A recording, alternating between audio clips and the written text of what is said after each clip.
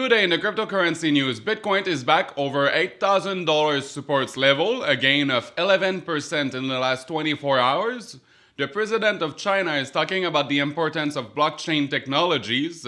Johannesburg in South Africa is suffering from a ransomware attack, and a few more stories. Let's dive right in.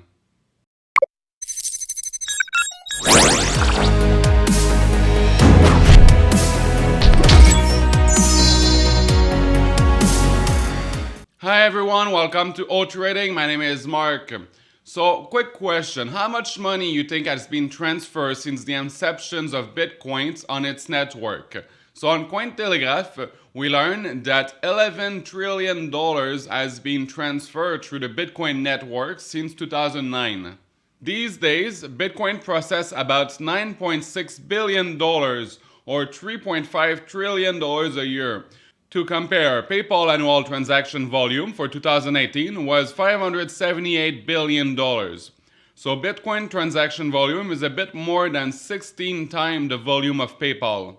So now Bitcoin just have to overtake Visa and MasterCard in their transaction volume. So I'm asking you how long you think it will take. Leave your answer in the comment.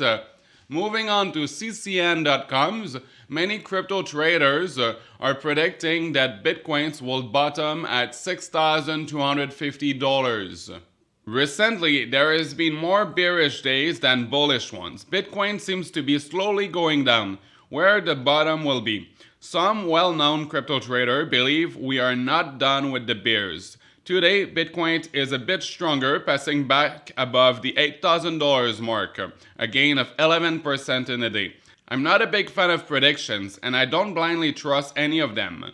I content myself to live day by day through these fun times. When it's down, I buy more Bitcoin. When it's at new high, I sell and make some profits.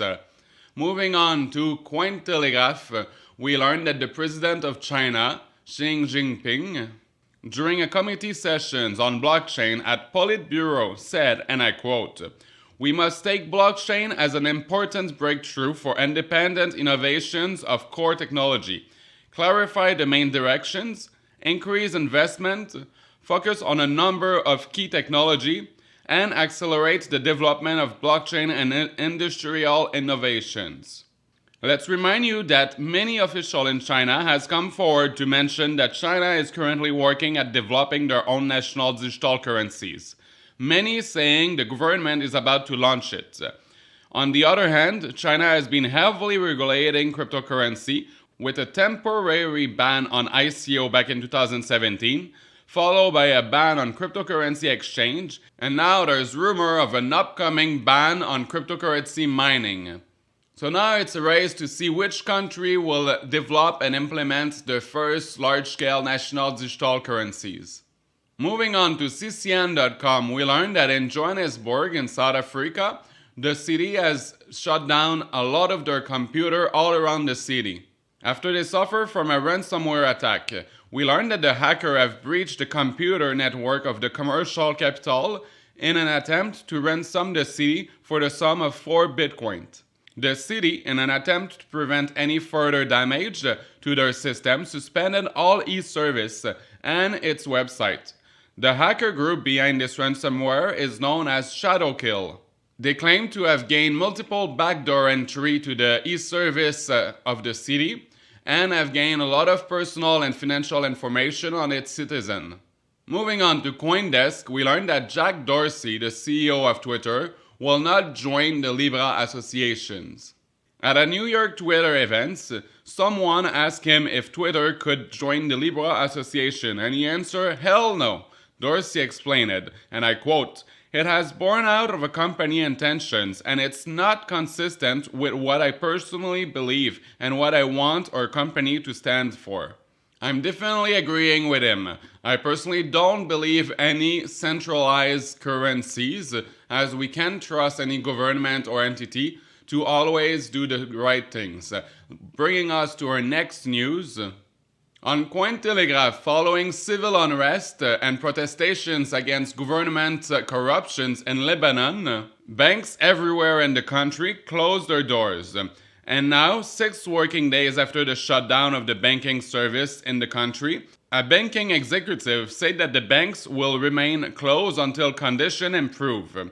Salem Sfairs, the head of the Bank of Beirut, said, and I quote, "Once normalcy is restored, we are very confident that we can resume servicing our customer in full capacity."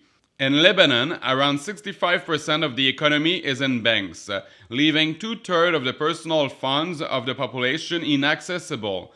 This is why central banks and centrally controlled digital currency are not a good thing, and why I personally prefer decentralized currency.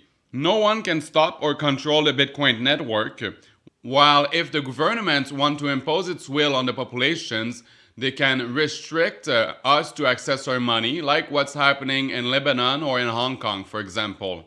Remaining on Cointelegraph, we learned that the investor behind the Ton blockchain, the blockchain of Telegram, has passed through a confidence vote to know if the investors prefer going through with the hearing against the SEC and potentially in the future go through with the distribution of the Grams token, or will prefer a refund. The refund could go up to 77% of the original investment. The investor rejected the refund idea, so now the Telegram blockchain will go forward with the hearing scheduled in February 2020. Moving now to our daily price update for the major cryptocurrencies, we have Bitcoin at $8,362, an increase of 11.56%. Ethereum at $178, an increase of 9.79%.